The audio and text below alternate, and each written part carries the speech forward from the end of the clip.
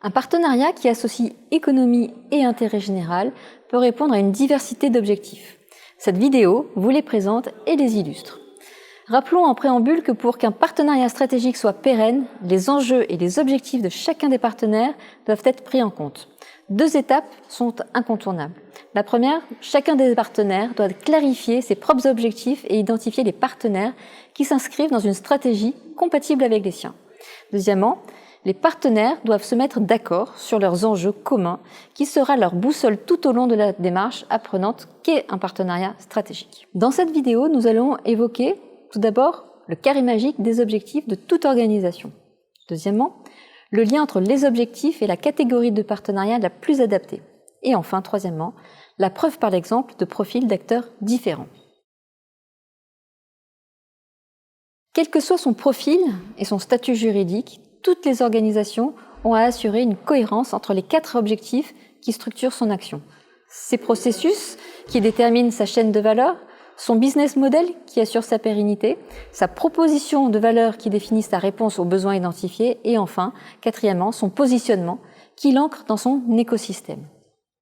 Ces 4 enjeux sont à la fois garants de la mobilisation des énergies nécessaires à l'action et de la valeur créée à court terme et à moyen terme, mais aussi fonction des choix internes et du contexte externe de l'écosystème.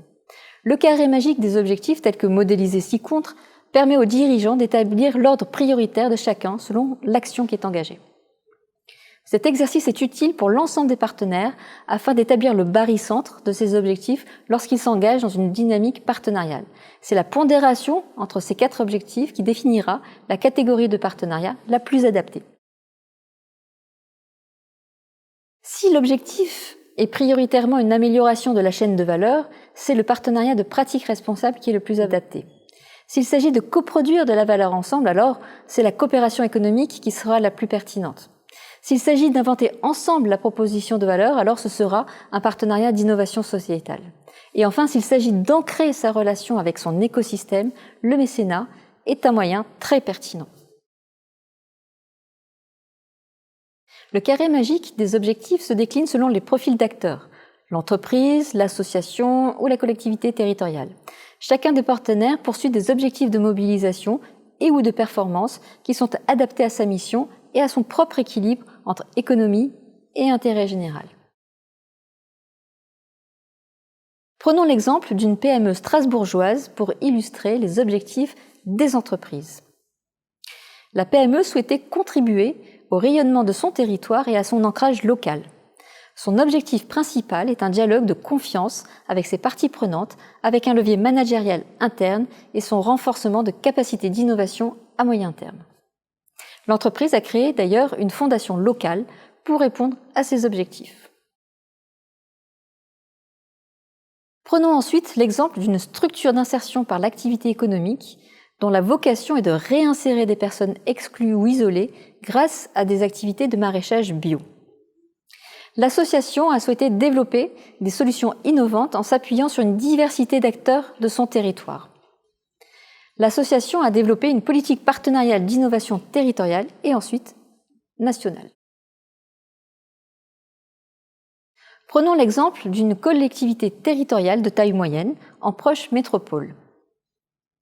Son objectif était de créer un dialogue territorial apte à créer des synergies et des interactions entre les associations et les entreprises, voire de co-construire certaines politiques publiques.